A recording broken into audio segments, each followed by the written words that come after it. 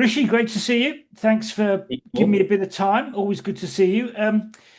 So, I want to start off with something that I think will kind of get people interested. You track people's eye movements to try and work out what they're thinking. I mean, I think that's a very clever thing to do. I think it's also pretty scary for some people. I mean, tell us about it. So that's what North AI does. We are a predictive intelligence platform that's powered by AI and neuroscience. And we're really trying to get as close as possible to reading people's minds and understanding their subconscious behaviors and triggers.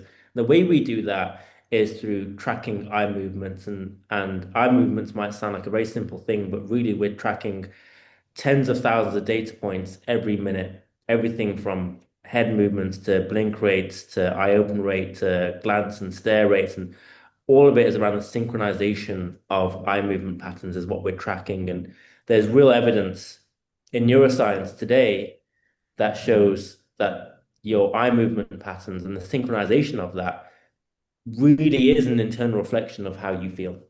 Wow. So, and just tell me briefly, why are you doing that? I mean, are you doing that to track criminals down to, I mean, to spot geniuses? I mean, tell us a bit about the why. The why is for North AI as a company, we have a goal to build the fastest, smartest, most scalable creative intelligence platform on the planet. And the way we're doing that is by combining neuroscience and AI. And what we're going to do is give that as a tool for any content creator anywhere to be able to measure and predict the attention of the audiences so they can maximize the content, their content for the biggest impact. And so right now we're in this attention recession where more and more content is being produced, content such as this, and with the advent of generative AI, that's just going to get worse, right? It's going to be hundreds and hundreds and hundreds of hours of content uploaded every single minute. But at the same time, attention and engagement is not increasing. It's actually doing the reverse, it's decreasing. So you have this big gap that we're trying to fill. Okay. So what you're, let me just make sure I understood this correctly. What you're saying is that you're going to track people's eye movements to try and work out what sort of stuff they would watch. Exactly. Okay, I get that, and I can see the logic to that, and I'm sure it's a pretty powerful tool. Before we get into talking about that, I mean, let's just take one step back. I mean, tell me about the moment you decided to become an entrepreneur. So it was just before lockdown. So it was around 2020 when I started my first company. Before that, I was a consultant at Warner Brothers on the strategy team. And this was what got me first interested in being an entrepreneur because I worked in what was called the strategy team. It was an internal division, it was super small. We reported directly up to the president of Warner Brothers UK, Ireland, and Spain. And within that, because we were the central hub, there was no department for where technology startups could come in. It wouldn't go into marketing, it wouldn't go into the actual distribution. It would come to us and it would come to me. So every time a new tech startup would want to work with Warner Brothers, we would be across that and we'd look at the pitch decks and we'd meet the founders and we did lots of this kind of work. And so that got me interested in technology because I saw that small businesses set up by one or two or three people were getting huge traction with major companies and doing extremely well. And for me, as a corporate person, I was started at Sony, went to Universal Studios, I went to Warner Brothers. For me, that was a complete revelation to say, okay, you can start a technology business, work with major brands, and have global impact. And you can do that very, very quickly. And for me, And that with was a small team. with a small team. And I thought uh, that for me was very inspirational. And I got this great opportunity to meet founders almost like a VC, right? I'd see pitch decks, I'd meet founders, and it was part of my job. And it's got me interested in the space. And then I went in it myself in 2020. Wow. And sorry, listen, I'm just curious about this. I mean, what you're telling me is that you walked away from a fantastic job working for Warner Brothers to set up a startup where the odds are that you're going to fail. I mean, what did your parents think? I don't think my parents have ever understood what I do. Okay. My, she's gonna hate me saying this. We can't edit this, so I'm just gonna say it, and who cares? But my mum thought when I said I'm starting an AI company, and it's called North AI.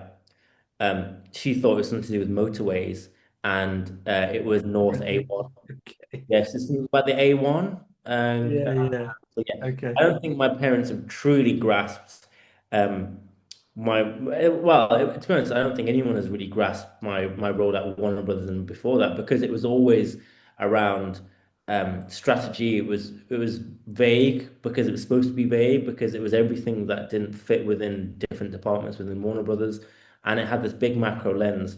But what did they think? I think like most people they saw it as a huge risk and an impact to stability in your life. And it is the one thing that a lot of people won't do. Yeah. And the saying that I love is do what most people won't so you can achieve what most people can't. And I've always thought about that because you look at someone like me and think, oh, he could have carried on that corporate career and been very comfortable, or gone on the risky route of starting own businesses. And I think luckily for me, it's paid off. Yeah. Yeah. I mean, it's a very interesting quote that, and a very good point about, you can't achieve different things if you follow conventional kind of wisdom, can you? So, And okay, let's just, by the way, on that conventional, I think it's an important point to make. The conventional route, there was a time when going down a corporate route was very safe and secure. Mm, You'd work in a company for 20, 30 years and you'd be looked after. I actually think those times have gone a little bit now as well. yeah, yeah, I do think those times have gone. So I don't think anyone's any more stable by working in a large corporation than they are starting a bit. Probably, obviously, more stable. But there is always a risk that around the corner, as soon as there's a recession or there's difficulties, they will cut budgets and cut heads. And after you've been in that company for 10 years or not, they don't look after you in the same way as they used to. no. And of course, AI is increasing that threat and that risk at the moment, isn't it? Because it's gonna disrupt a whole lot of areas. Let me just move to your role as the CEO. Let's just talk about that for a bit. I mean, what does being the CEO mean to you? Being a CEO means, well, there's two answers to that question. First of all, being a CEO means an awful lot to me because it's a huge privilege. But being a CEO means, more so than anything, being a people person. Right. You have to people first.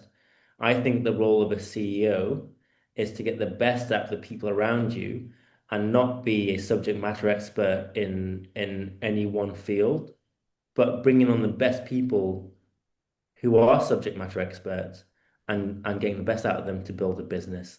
And so being a good people person as opposed to being good operationally, I think is what makes a good CEO. Cool. And we'll come back to the people bit in a second, but let me just ask you one of the things that interests me, because the part of the job of the CEO is to work out where the company needs to go.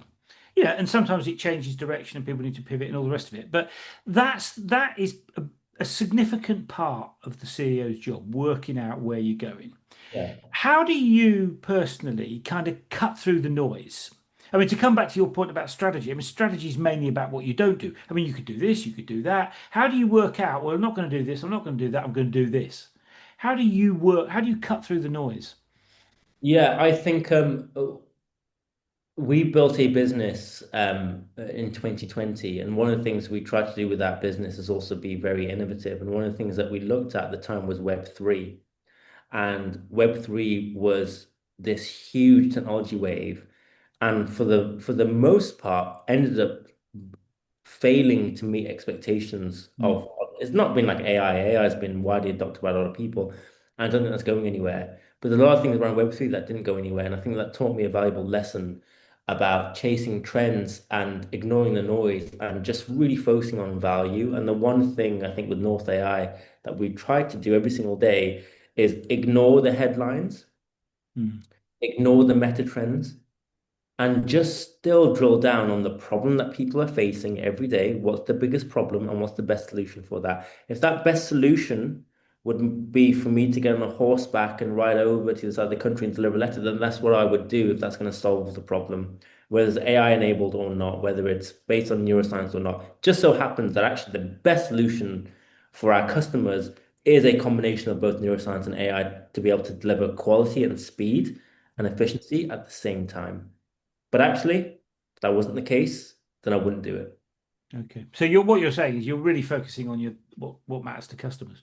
Exactly. That's And the only thing I think you can focus on. That's the only thing that is going to cut through the noise because there's a lot of trends out there and there's a lot of new things that you can do. And actually, I can't take all the credit. My team are very good. When I come up with an idea and I say, this is what we should do, they're very, very good at bringing me back down to earth and saying, let's ignore the headlines. Let's ignore the fact that this major investor in US has now funded a company for $100 million that's doing this thing that we should now be doing. Let's not do that. Let's just focus on the thing that I advise customers. We're all really good at keeping each other in check. yeah, and if you haven't got customers, you haven't got a business. I mean, I'll come back to customers in a second, but so I mean, building a business is, I mean, most CEOs I talk to would say it's like riding a roller coaster. You know, you have very good days and you also have very bad days. What is it about your mission, about what you're doing that kind of motivates you to get out of bed and kind of ride that roller coaster every day? I think what we're doing has never been done before on the speed and scale at which we're doing it and the combination of technologies which we're deploying. And I think doing something like we filed for a patent about 6 months ago for our work.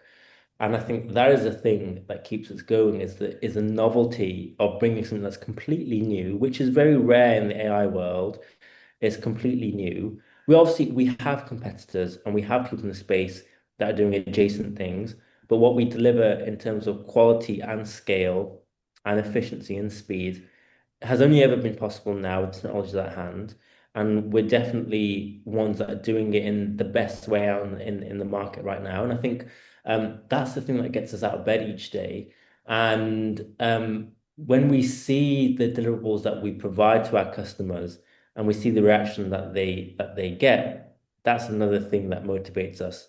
One of the good things, we're a new company. We've been going around for just over a year, not far past a year, maybe like 18 months, just less than 18 months.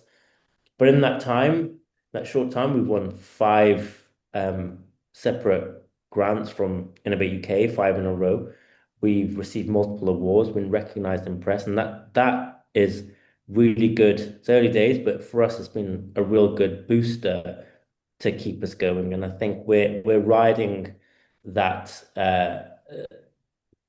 that really nice honeymoon period in starting a new company. Hmm. I know that's going to change, but that's where we are now. Yeah, well, that's a good thing. I mean, it seems to me that's a good thing. And in terms of so you know you're motivated to get on with the job and to work with customers and all the rest of it. Do you have a sort of a routine? I mean, quite a lot of CEOs I speak to talked about having a sort of routine. You know, I always do this in the morning, or I do these things twice. I mean, do you have a particular kind of routine in terms of how you do things as the boss? In the business or just my life routine? Well, I'm thinking really about the business, but if you have routines that are in your life that are relevant to this conversation, that's great. Yeah, okay. I'm going to answer the most honest way I can. So look, I always have to start my day off with exercise. I always have to do some sort of physical activity before I start my day. And why is that? What is it about that that you feel is helpful? I think it gets out the wrong kind of frantic energy out my system, so I can start the day more calmly. Despite the exercise I do is very frantic. I do CrossFit. I try and do CrossFit as much as I can. And so that is early morning. I'm in that gym at 6 a.m. Um, loud music. It's heavy weights. There's a lot of jumping, running, gymnastics. It's all sorts. It's intense for about 20, 30 minutes of intense work and you're on the floor by the end of it. And when you start your day like that, I used to do the whole very gimmicky CEO thing and do that and then have a cold shower and do meditation. But all that, I don't do as much of that anymore. But when you start the day like that, I think it does definitely put you in a better mental state to face the challenges of the day. I start my day off every day in the business. So that's kind of maybe necessary detail about the exercise. But anyway, I start my day in the business. Every morning we have a stand up with the team. Right. And so it's me and the two co-founders. We don't invite anyone else to this meeting. And we, as a team, we just go through three things. We go through what was done yesterday, what are we doing today, what are the blockers? Just those three things. The three things we talk about as a team. Sometimes that can last a full hour, sometimes it's overdone within 10 minutes. Mm. But what did we do yesterday? What are we doing today? What are the blockers? Every single day without fail, we catch up. Even if I'm on a train, I will join on my phone and we'll tune in. This morning, I was at the park with my kids because it's summer holiday. I joined the call. I said, "This is what I did yesterday. This is what I'm doing today. These are my blockers. Next, I've got 10 minutes for this call. I've got to be out." Um, and so that's what we do every day. I And, have two of them now. I have that with my team. I've got it with my sales team, um, and that takes me usually. That's most of my morning. and what does that, what impact, I mean, let me just ask, what impact do you feel that has? I mean, presumably it must work for you or you wouldn't carry on doing it. I've been doing that for 5 years across two businesses because my co-founders now, my co-founders, my last business. So we've started two businesses together, and we've been doing that every day for 5 years. And we sometimes do it when we're on holiday. I've done it whilst I've been on the beach. I've done it whilst I've been in the waiting room at the doctors. I've done it everywhere. We join in and we have this conversation. The impact is we keep in touch every day. We we make sure that no one is blocking the other person from progressing. It's not for us to keep an eye on each other to make sure that people are actually working because there's complete trust that we are, but it's to make sure that we're on the right track and communication is fluent, it's frequent, it's effective, and it works really, really well. I learned that at a consulting company that I worked with for a bit, and that's what they did, and I thought this was fantastic. And so yeah, we do that. We call it a daily stand up because the whole point of it is that if it's in real life, you would all stand up. No one wants to stand up for too long. They all want to sit back down again. So it makes the meeting go very, very quick. So we call it a daily stand up. Obviously, because we started the business during lockdown, everything was remote, so no one ever stood up for these meetings. But funny enough, when we met each other for the first time after lockdown, um, and we had our very first stand up, I said, "Look, guys, let's actually just stand up, right? Let's do the actual stand up as a stand. Let's stand up and have a meeting. And having a standing up meeting, it forces people to be very quick and they can sit back down." Yeah, no, no, I think that's a really lovely idea, actually. Having sat through umpteen staff meetings over a very long period of time, I mean, getting things done quickly seems to me to be pretty important. Let me just, so you mentioned your team a second ago. I mean, let me ask you about one of the most important things, which is how you get the right people on the bus. I mean, Yeah. what's your take on that? Um, I've been incredibly lucky. Two people I work with, Oleg and Lucas, I've been working for a number of years. They are my business partners. I spend more time with them than I do with my own family, and they are fantastic. And we equally respect each other a lot. We have all of us have unique skill sets. They're very different than each other, and that seems to work perfectly. But the one thing that I say it's luck, but I think it's the way we've come together in the way I initially brought them onto my first company is that I wasn't looking for the right skills for the job. With Oleg, my CTO was because he was a senior seasoned CTO and he'd done a lot of great work. But really, more than anything, was I was looking for people who had a growth mindset and a genuine interest in what they were doing. And we've taken that throughout our company. So Lucas, for example, he joined a company that was in startup and media. He had no experience in that field whatsoever. He worked for a very archaic legacy construction business, but he was interested, he was motivated, he thought about stuff in his spare time, he was super smart. I knew that if he couldn't do something, he wouldn't say, "I can't do it." He would just go and learn to do it and then do it. Um, and so that's what to look out for. Even with this new company, we're looking at specialists across neuroscience, data science, AI. Those people are impossible to find, Hmm. right? And so what we tend to do is find someone who's got experience in one of those things and tell them to learn the other two as quickly Right, as okay. and often, the most qualified and the smartest people are the ones who like, no, I'm just really good at that one thing. That's what I want to do. And they're not the ones who can go across different disciplines. And so we look for people who aren't experts, they're growers, and those are the ones that we want in the company. Yeah. I mean, in a small business, you need people that can multitask, as it were, can't you? That can do multiple things or figure out how to do multiple things. So I can see the logic of that. Well, in terms of the creating I mean, the other interesting thing is how do you create an environment in which people can thrive. So there's one thing is get people, the right people on the bus, and then the next thing is create an environment where they can do what you need them to do and do it really well. I mean, what's your take on creating that environment? I mean, you've talked about the kind of stand-up thing. What are your other thoughts on that? So we have an easier time because I think it comes down to the company's mission and what we're looking to achieve. And in both companies, we've tried to do something that's completely industry leading. And so it's very fun and exciting for anyone that joins that journey because they won't be able to get that experience anywhere else. And so I do believe, let's say that we were a um, a HR SaaS business or something, right? Not those companies are great, but let's say we were. It was just a software business. It was easy for people to build. It wasn't too complicated. There wasn't any complex neuroscience or behavioral studies. There wasn't, you didn't need PhD level students working or PhD level graduates working for you. It wasn't AI based. There was no block, there was none of that. It was just a very simple good revenue generating cash cow business, um, they have different challenges because if you're a really good engineer, you're a really good product person, you want to build your career in emerging technologies. So you want to be working for companies that are going to fly to Mars or land on the moon or build a new Yeah. AI agent or what you want to work for those companies. So the culture and all the internal stuff that happens becomes secondary. The mission of the company becomes primary. When you don't have that really ambitious goal, and those companies are fantastic, right?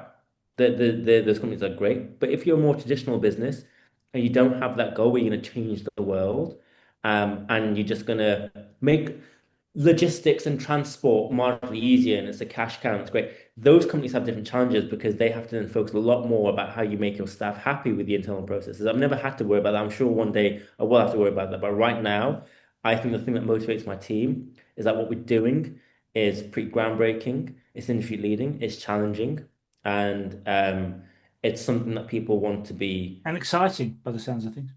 Yeah, and I think, I hate bringing him up because I don't think he's a good example. But you look at someone like Elon Musk, and he says, I want to create a civilization on Mars. It's really easy to motivate people who have grown up with Star Trek or whatever to then work for your company and be like, I also want to be part of that mission. Mm. But Elon Musk can then go in and swear at his staff and throw a book at their face and fire them or cut their salary, and they'll still turn up every day and want to work for him because they are in love with his mission. If he says, I don't want to send people to Mars, what I want to do is just build a website that reviews t-shirts. You'll get paid the same office, same benefits. I'll pay you more, actually. There's people, no, I don't think I'm going to You're gonna have to be way nicer to me. You have to pay me way more. You can't throw a book in my face. You can't scream and shout at me. I'm off, right? And so the mission of the company is the thing that drive, and the values are going to drive people. And I find that because we've had these big ambitious goals as a startup, that does bring people in. Mm. Yeah, I mean, I get that. I totally get that. I mean, let me just ask you, we touched on this with the kind of strategy piece, but I mean, how did you figure out, and I'm thinking more about the business model than the strategy here. I mean, how did you figure out the way to grow the business? I mean, you've got a big mission. You kind of worked out where you're going to go and what you're not going to do. How did you figure out the business model and way of, a business model that you could grow? How did you figure that out? Well, we have changed that over the last year, Right. and the honest answer is that we're still figuring it out. It's going to change, and it will continue to change. And our business now doesn't look the same as it did when we first started. It's not going to look the same next year. It's not going to look the same in 5 years' time. So I have no good answer for you there, Paul. I think it's we're still figuring that out. Right. But well, that leads me to my next question, which picks up that point. I mean, businesses evolve. Certainly, startups evolve very quickly, don't they? I mean, big businesses evolve, but probably a bit slower. But startups and high growth companies evolve really quickly. I mean, how do you manage that evolution? Well, it's easier for a startup to manage change than it is for a legacy company. Now, we used to work for large corporate businesses, and change is very, very hard to implement. Whereas for us, it's not so hard to implement because we are one of those change makers, arguably. Um, but that being said, even we are stunned by the pace of change, and it means that we have to be very, very nimble and agile. So, for example, with the business that we first started off with, the North AI, um, was really impacted by advances in AI itself. And so the tools that became our enablers very quickly became our competitors. And so we had to change the business very quickly. Mm. And that's nothing to do with strategy. That's nothing to do with business model or pricing. It's really to do with risk appetite. You as a CEO and as founding team, are you willing to make drastic decisions very, very quickly and risk losing months and months of work, but changing for the better business? Or do you have sunk cost bias and continue down the path? And you got three routes to go down with a business when it comes to these decisions. It's persistence. So do you just persist with what you're doing that it works out? Do you pause? Do you just stop what you're doing and you just become frozen because you can't make a decision? Or do you pivot and you change? And so for us, stopping is never an option. We'll never stop. We're either going to persist or we're going to pivot. And if you pivot too much, you just never have a direction. If you persist too long, you could kill your business. And so you maintain that balance is really, really tricky. And that's how you stay ahead of these Which is changes. very easy to say. It's much more difficult to do, isn't it? It is difficult to do. When we pivoted the company, it was pretty soon after we started the company, quickly realized that we were going down the wrong path. Um, it required months of deliberation, talking with the team, presenting that package to the board, talking to our investors, getting everyone comfortable. It's not, even though I knew I wanted to do it, and the team knew we wanted to do it months and months prior, it still takes a lot of coaching and making sure that people who start the journey with you will continue the journey with you and that you're making the right decision. So it's really tough. Mm. Let me ask you about the evolution thing. Uh, you're working in a number of different jurisdictions, a number of different countries now. I mean, is there a sense that going into multiple jurisdictions, working in different parts of the world, has forced the business to evolve? Has it changed at all? Is that happening? So there are some countries that we've tried to work in that's been quite difficult, like for Germany, for example, they have very different rules around how you engage with companies in Germany. They need a lot more information from you as a company. The onboarding process takes longer. It's a lot more of a painful process. We've just had to avoid those kind of relationships because they're a huge time drain and we just don't have the scale of company to deal with those requirements. And so we have really focused on UK and US. And US is a really great market because they are early adopters of new technology. The legislations are a little bit looser, a bit more founder friendly, a bit more entrepreneurship friendly. And I think yeah, it's we've not had to change drastically with internationalization. We have people might check my LinkedIn today. We just won an award, or sorry, today we announced the award. We won it last week. Oh, We well announced done. the award for Global Explorers. It's an Innovate UK award, which means that they're very hard to get, but it means that you are recognized as doing something that's on a global scale and that you can exploit that innovation globally, and they basically fund that global exploitation of your business. And so we'll be in the US over the next few months, meeting with investors and partners and collaborators. And so being global, it's definitely been part of our mission from day one.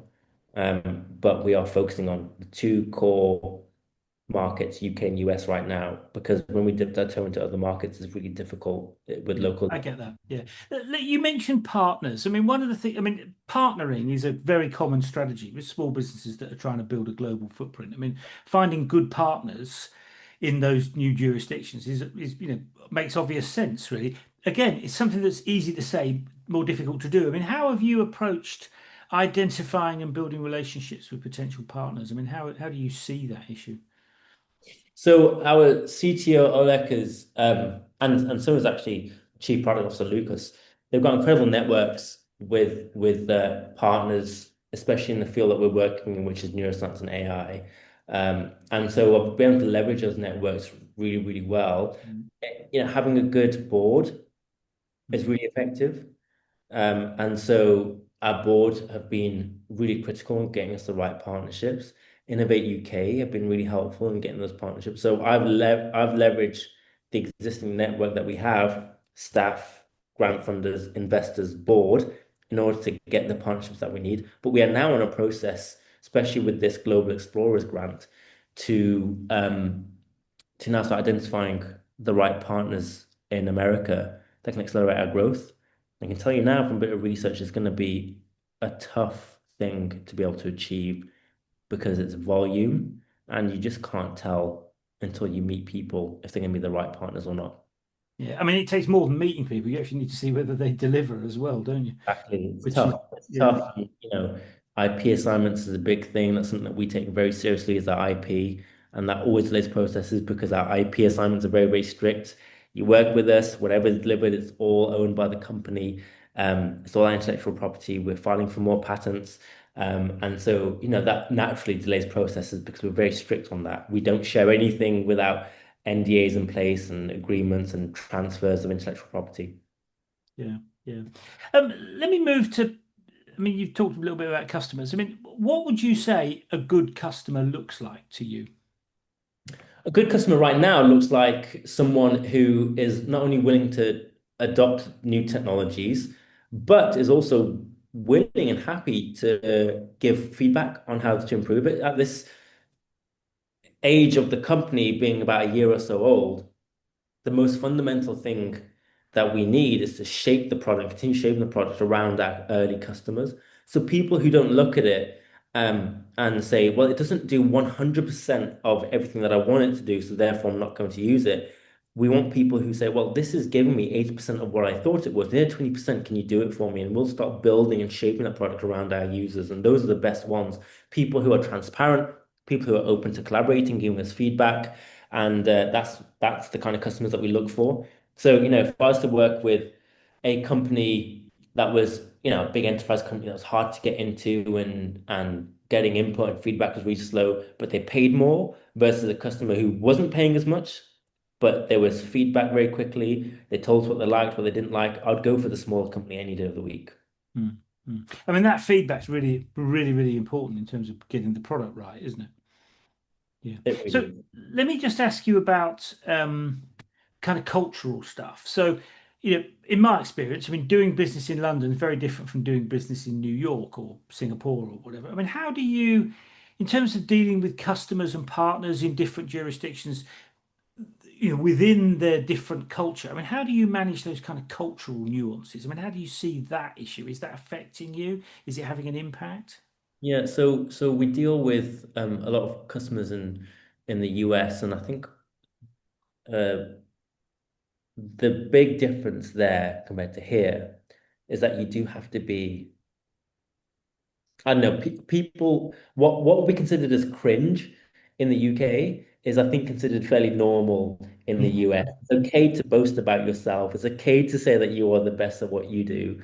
I would find it very difficult to go to a UK customer and say, we are the best, hands down. We're better than your competition. We're going to help you win. No one else is like us. We're amazing. Whilst all of that, by the way, might be true because we are doing stuff that's faster than the competition and we're doing stuff that's more scalable and we're doing stuff that's high in quality and our work is grounded in the latest science when our competitors isn't. And we can prove how ahead of the market we are. It's not a good opening gambit that actually warms up people in the UK. No. They see it as arrogant and they see it as, "Oh, this company, they really love themselves." And so we just don't do that. In America, if you say things like, we believe we're pretty good, we're really accurate, it's like you've already lost their attention, right? You need to convince them that you are the best and you are better than your competition, and that's without a doubt. And that's why sometimes, attracting a US customer can be slightly easier for us than a UK one because they are, we're just less apologetic about the work that we do. They're also a lot more ambitious and take earlier bets and sign bigger checks than UK companies. So that's been the biggest difference between work with US And and UK. has that affected your behavior? I mean, do you behave in a different way when you go to talk to customers in the US compared to the customers in the UK? I have to basically, it's like a translation. I have to turn my US version on and speak Mhm. completely differently to UK, completely differently. Yeah, yeah. No, I mean, I've certainly experienced that. I mean, it's a very interesting challenge that. And let me turn to the sorts of things that you might have learnt along the journey. I mean, the company's pretty successful now. I mean, I know you think you've got a lot further to go, and I understand that, but you're quite successful in terms of what you're doing now, right at the cutting edge, as far as I can see. What would you attribute that success to? Well, it depends what you define as success. I mean, I think are we successful in building innovation and R&D that is industry leading, or has the potential to do something drastic with the companies that we work with? Yes. Um, Finding product market fit, um, and scaling it to hundreds of millions. No, we're not there yet. We're a year old. I don't think it's Yeah. very rare for companies to be a year old. So I don't know, it depends what you see as success. But from our definition of success, are we providing the best value to customers possible? And are we delighting our customers? Then yes, I think we're pretty successful. And that's what we determine as success right now. Um, so what was was the question of how we got there? Is that Yeah. the What question? do you attribute that success to? What do I attribute to? I think it's I attribute that success honestly in solving just big problems. I honestly think it's easier to solve big problems that are hugely ambitious than it is to solve smaller problems that might be easier for people Mm. to get and might And be. why is that the case? I mean, just tell us why that's the case. I think it makes a lot of things easier. It makes it easier to raise money. Yeah. It makes it easier to um, apply for grants, which has been great for us. We've had five in a row, which, for a lot of companies, getting one is a big deal and it's very hard to do. Um, I think it's been good in cutting through the noise and speaking to customers. And I think that actually having that big goal and starting with that big goal and that big ambitious idea, it just translates really well across the board, from customers to hiring people to bringing on investors. And especially in today's age when things are changing so much, having something that really does cut through the noise does help. And so I think I'll go back to that one. I'll go back to Elon Musk and Mars, right? It's just easy. It's just easy, right? For him to say, I'm going to send people to the moon, to Mars, it's easy to then raise billions of dollars. It's then really easy to hire the best brains in the world, and it's easier to build a brand because what you're doing is big, it's ridiculous, it's borderline crazy, and therefore you alienate the people who aren't as interested in innovation. They don't care as much about big, ambitious ideas. There's less competition. It's harder to do for most people. Most people ignore it because it's too big, and it does make the whole space a little bit easier. Yeah. No, I get that, and I can see there's a very interesting logic there.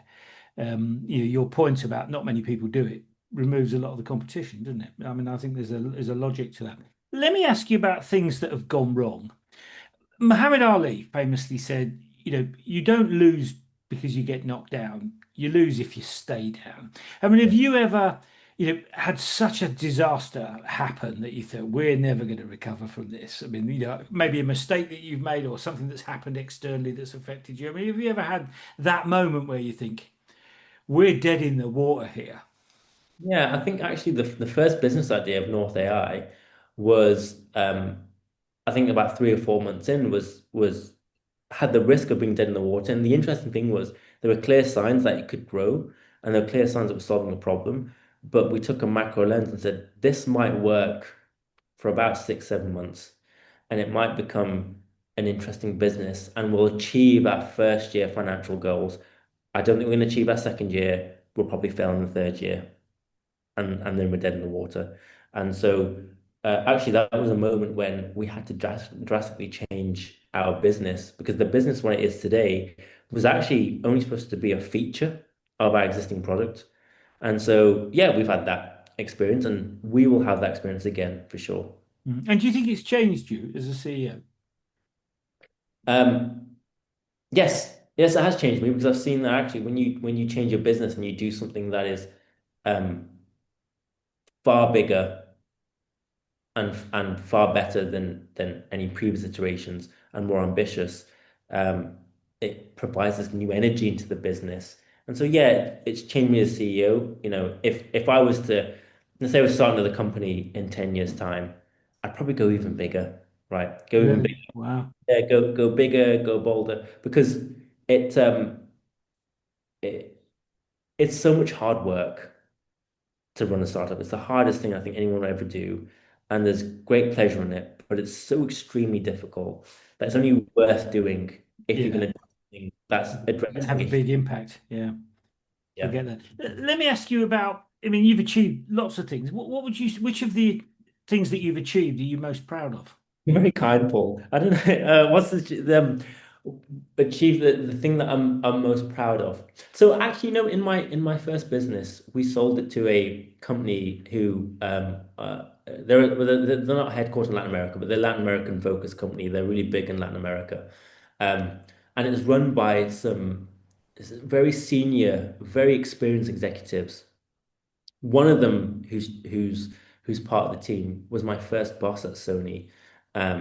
And actually, of all the things, I'm very proud of what we're doing at North AI when I see the work that we do and I see how well the team are and how independent they are and how innovative they are without my involvement. I think that's fantastic.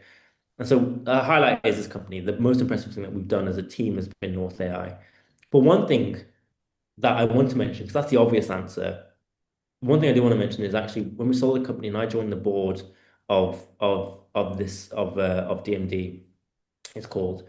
Um, that was for me one of the biggest achievements because they're a fantastic company. They're growing really well, but the senior team was so inspiring because they're so experienced. I think one of the things you lose as a startup when you're working with, well, Warner Brothers, I was working with industry veterans, people who'd been in the TV and studio space for like 20, 30 years.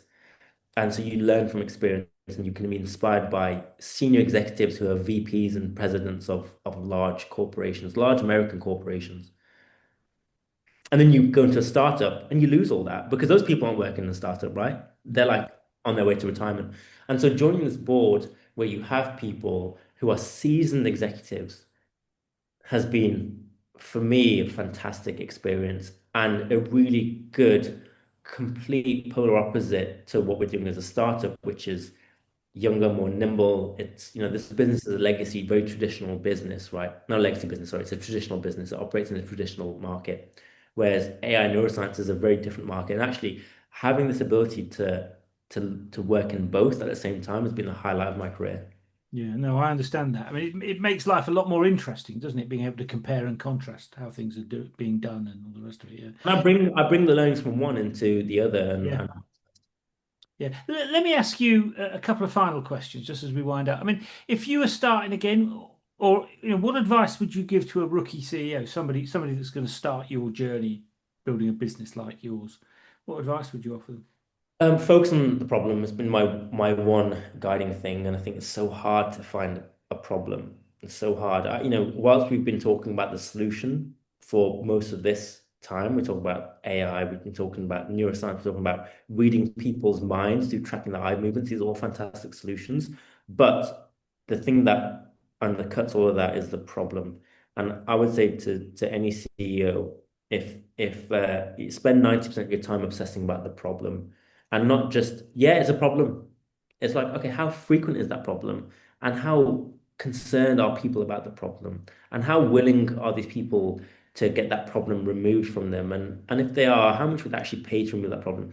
And that is very, very difficult because there's so much innovation and there's arguably not huge amounts of problems out there that haven't got some sort of technology solution already in place. And so it's the hardest thing for any startup to find. Yeah, no, absolutely. And let me ask you a question that's not really about you and your business, but you're in the kind of middle of it in the sense that I'm interested in what are your thoughts on the way AI is going to kind of impact on the world going forward? I mean, what's your take on the way AI is going to evolve? What sort of impact is it going to have on industry? What sort of jobs are going to be affected, et cetera, et cetera? I mean, what's your kind of, what sort of insights do you have on that front? My insights are the benefits are going to be profound. So the good parts of AI are going to be amazing. So it's not going to make things slightly more convenient. It's going to make things massively more convenient. It's not going to make things a little bit quicker. It's going to make things rapidly quicker. So the benefits are going to be magnified, but it's going to be the same for the downsides as well. So unemployment is going to be huge as an impact. Job loss is going to be huge as an impact. Safety is going to be a real concern. Mm. And I think that companies like OpenAI are steamrolling ahead with things like artificial general intelligence, which they want to be out very soon. And these systems are getting smarter and smarter without considering some of the negative impacts of, I did a conference at Children's Media Conference. I did a talk at the Children's Media Conference, and they spoke about the unease and the anxiety around younger people Mm. who are having these AI systems built without any of their involvement or input. And so the goods are going to be amazing and the bads are going to be horrific.